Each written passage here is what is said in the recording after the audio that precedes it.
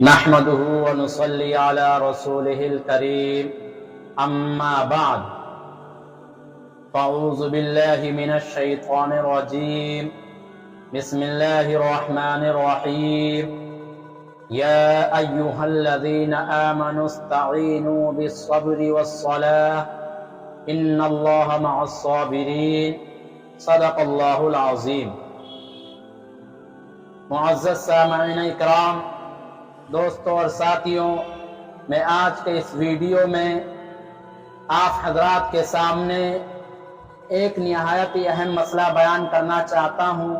وہ یہ ہے کہ کون شخص ایسا ہے جو یہ نہیں چاہتا ہو کہ اس کو یہ معلوم ہو جائے کہ اللہ کی نظر میں اس کا کیا مقام اور مرتبہ ہے، اللہ کی نگاہ میں وہ کیا حیثیت رکھتا ہے اور اس کا کیا مقام ہے۔ تو میں اسی سلسلے میں آپ حضرات کے سامنے اس ویڈیو کے اندر پیارے آقا صلی اللہ علیہ وسلم کی ایک ایسی مبارک حدیث شریف پڑھوں گا اور اس کے مطلب کو اور اس کے ترجمے کو بتلاؤں گا کہ جس سے معلوم ہو جائے گا کہ کسی انسان کا، کسی ایمان والے کا اللہ کے نزدیک کیا مقام اور مرتبہ ہے۔ لہٰذا میں آپ حضرات سے کہنا چاہوں گا کہ آپ حضرات اس ویڈیو کو پورا دیکھیں، ذرا بھی کٹ نہ کریں، ذرا بھی اس ویڈیو کو نہ کاٹیں۔ وہ حدیث شریف کیا ہے؟ وہ حدیث شریف یہ ہے کہ حضرت جابر رضی اللہ تعالی عنہ فرماتے ہیں کہ حضور اقدس صلی اللہ علیہ وسلم ہمارے پاس تشریف لائے اور ہم مسجد نبوی میں بیٹھے ہوئے تھے۔ آپ صلی اللہ علیہ وسلم نے ارشاد فرمایا کہ اللہ کے کچھ فرشتے ہیں جو گھومتے ہیں، یعنی چکر لگاتے ہیں، اور زمین پر جہاں مجالس ذکر ہوتی ہیں ان میں ٹھہرتے ہیں، لہٰذا تم جب جنت کے باغات دیکھو تو ان سے چل لیا کرو۔ صحابہ کرام نے عرض کیا، یا رسول اللہ، یہ جنت کے باغات کیا ہیں؟ تو آپ صلی اللہ علیہ وسلم نے ارشاد فرمایا مجالس ذکر، اور آپ صلی اللہ علیہ وسلم نے ارشاد فرمایا تم صبح اور شام اللہ کا ذکر کرو۔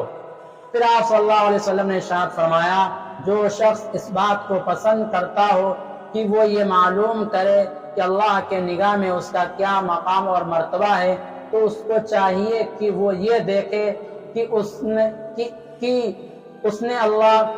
نے اپنے دل میں اللہ کو کتنی جگہ دے رکھی ہے، اس لیے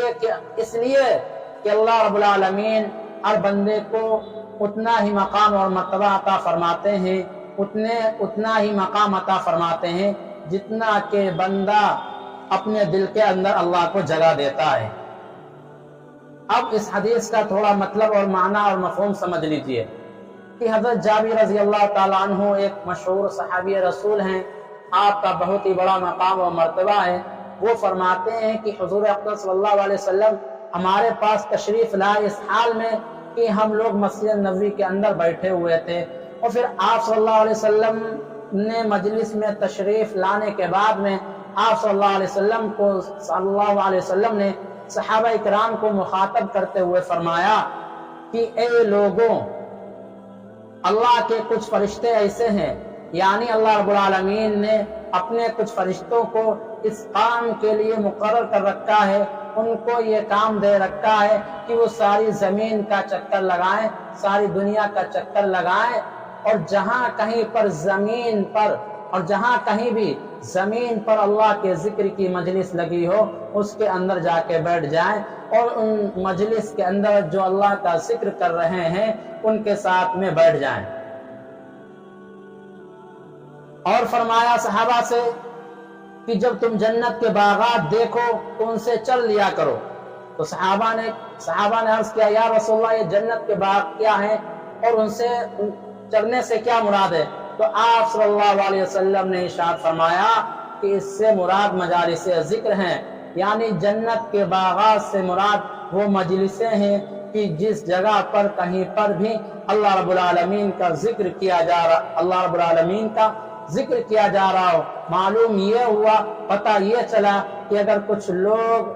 ایک جگہ پر جمع ہو جائیں اور کچھ لوگ ایک جگہ پر بیٹھ جائیں اور اس محفل کے اندر اور اس مجلس کے اندر अल्लाह की किबरियाई को बयान करें, अल्लाह की बड़ाई को बयान करें, तो फिर वो मजलिस दुनिया की मजलिस की तरह नहीं रहती है, बल्कि वो मजलिस जन्नत का बाग बन जाती है। और अगर कोई इंसान ऐसी कोई मजलिस देख ले, कोई ईमान वाला ऐसी कोई मजलिस देख ले, तो उसको चाहिए कि वो इस मजलिस के अंदर बैठ जाए और उन अल्लाह के जिक्र करने वालों के साथ में खुद भी अल्लाह का जिक्र करे। और आगे अल्लाह के रसूल ने फरमाया कि सुबह और शाम अल्लाह का जिक्र करो। और जो बात मैं इस वीडियो के अंदर बतलाना चाहता हूँ कि अगर कोई इंसान ये चाहता हो, कोई ईमान वाला ये चाहता हो कि उसका अल्लाह रब्बुल आलमीन के नज़दीक क्या मकाम और मर्तबा है, तो उसको चाहिए कि वो अपने दिल के अंदर झांक कर देखे, अपने गिरेबान के अंदर झांक कर देखे कि अल्लाह रब्बुल आलमीन को उसने अपने दिल के अंदर कितनी जगह दे रखी है। यानी क्या मतलब? यानी मतलब ये है कि वो अल्लाह के अहकामात पर, अल्लाह के बताए हुए तरीके पर, नबी के बताए हुए तरीके पर कितना चल रहा है, कितना नहीं चल रहा है। और जो शख्स भी अल्लाह के हुक्म पर जितना चल रहा है, अल्लाह के अहकामात को जितना पाबंदी से अदा कर रहा है, तो हर उस इंसान को ये समझ लेना चाहिए कि अल्लाह रब्बुल आलमीन के नजदीक मेरा क्या मकाम और मर्तबा है। अगर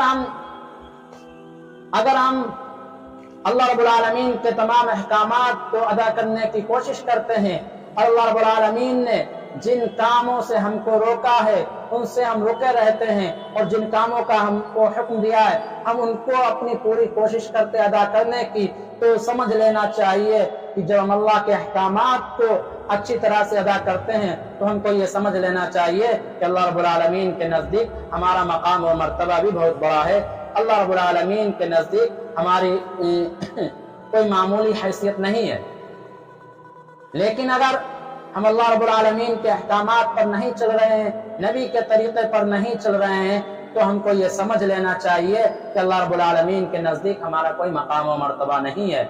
अल्लाह को पता ये चला, मालूम ये हुआ कि अल्लाह रब्बुल आलमीन के नज़दीक हमारा मकाम और मर्तबा उतना ही बड़ा होगा, उतना ही ज्यादा होगा जितना कि हम अल्लाह के अहकाम के मुताबिक अपनी जिंदगी को गुजारेंगे। और अल्लाह रब्बुल आलमीन के नज़दीक हमारा मकाम उतना ही छोटा होगा और उतना ही कम दर्जे का होगा जितना कि हम अल्लाह के हुक्म के ऊपर नहीं चलेंगे और अल्लाह के हुक्म की हम नाफरमानी करेंगे। तो दोस्तों और साथियों, प्यारे आका सल्लल्लाहु अलैहि वसल्लम ने हमें यह तरीका बहुत ही अच्छा बतलाया है, इसलिए मुझे भी और आपको भी ये सोचना चाहिए और ये अंदाज़ा लगा लेना चाहिए कि अल्लाह रब्बुल आलमीन के नज़दीक हमारा क्या मकाम और मर्तबा है, और हम अल्लाह रब्बुल आलमीन के नज़दीक कितने अल्लाह रब्बुल आलमीन के अहकामात को कितनी अच्छी तरह से अदा करते हैं। हम अल्लाह रब्बुल आलमीन के बताए हुए तरीके पर जितना ज़्यादा चलते होंगे उतना ही ज़्यादा अल्लाह रब्बुल आलमीन के नज़दीक हमारा मकाम और मर्तबा होगा। अल्लाह रब्बुल आलमीन से दुआ है कि अल्लाह रब्बुल आलमीन हमें और आपको कहने सुनने ज़्यादा अमल करने की तौफीक अता फरमाए।